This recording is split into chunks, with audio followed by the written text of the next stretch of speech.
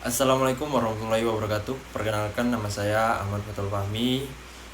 NIM saya 6022347 dari Prodi Komunikasi Penyiaran Islam. Jadi kali ini saya ingin menampilkan sebuah presentasi dengan judul Konsep dan Lingkup Penulisan Karya Ilmiah. Tema ini sangat penting karena dalam dunia akademik, karya ilmiah adalah bagian tak terpisahkan dari kehidupan mahasiswa dan peneliti.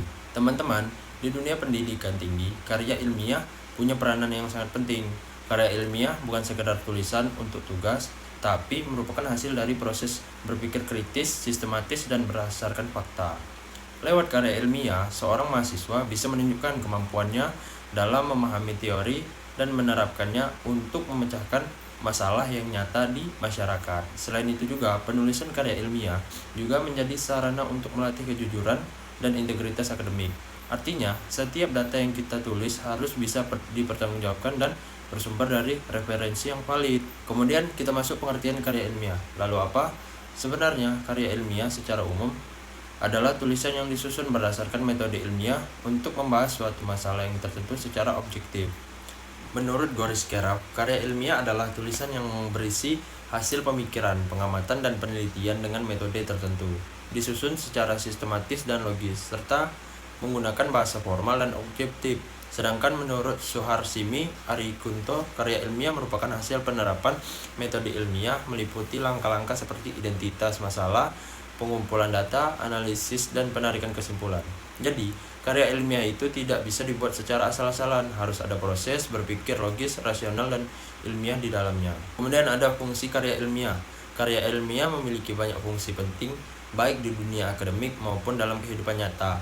Yang pertama, karya ilmiah berfungsi sebagai media pengembangan ilmu pengetahuan. Melalui karya ilmiah, ide dan teori baru bisa muncul dan terus dikembangkan. Yang kedua, karya ilmiah berfungsi sebagai alat komunikasi ilmiah. Lewat tulisan ilmiah, para dosen, peneliti, dan mahasiswa bisa saling berbagi hasil penelitian dan pemikiran, membentuk jaringan pengetahuan yang luas. Yang ketiga, karya ilmiah juga berfungsi sebagai sarana pendidikan. Proses penulisannya melatih untuk berpikir analisis, kritis, dan sistematis. Selain itu, karya ilmiah juga menjadi tolak ukur kemampuan intelektual. Kualitas karya ilmiah sering digunakan untuk menilai sejauh mana seseorang menguasai bidang ilmu yang ia pelajari.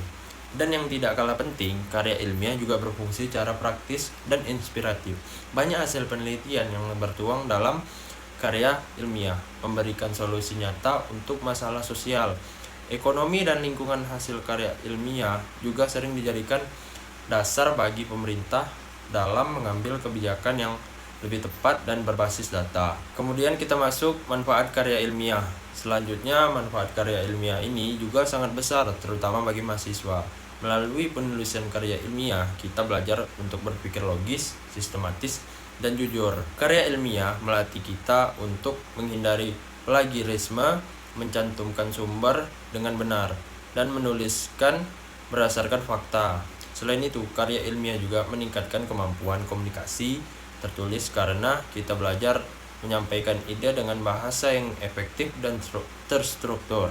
Bagi masyarakat, karya ilmiah juga punya dampak nyata. Hasil penelitian bisa membantu menemukan solusi bagi berbagai masalah, seperti di bidang kesehatan, pendidikan, atau lingkungan.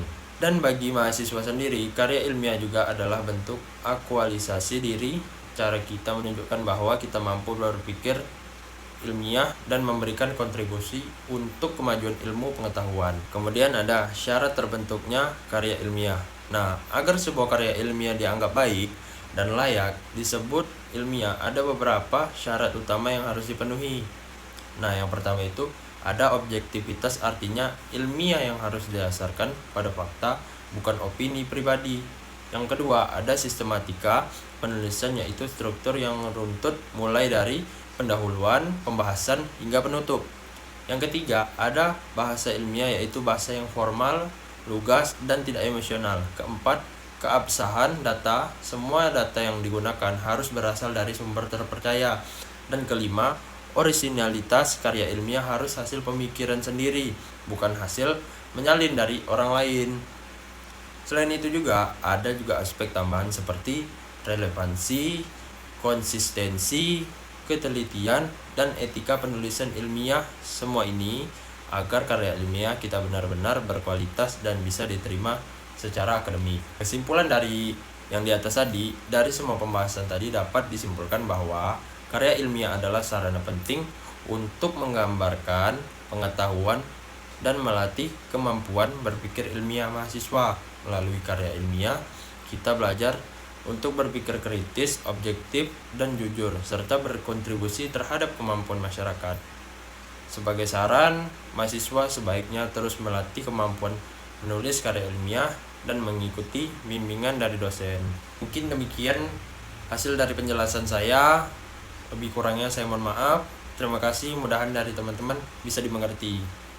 Terima kasih. Wassalamualaikum warahmatullahi wabarakatuh.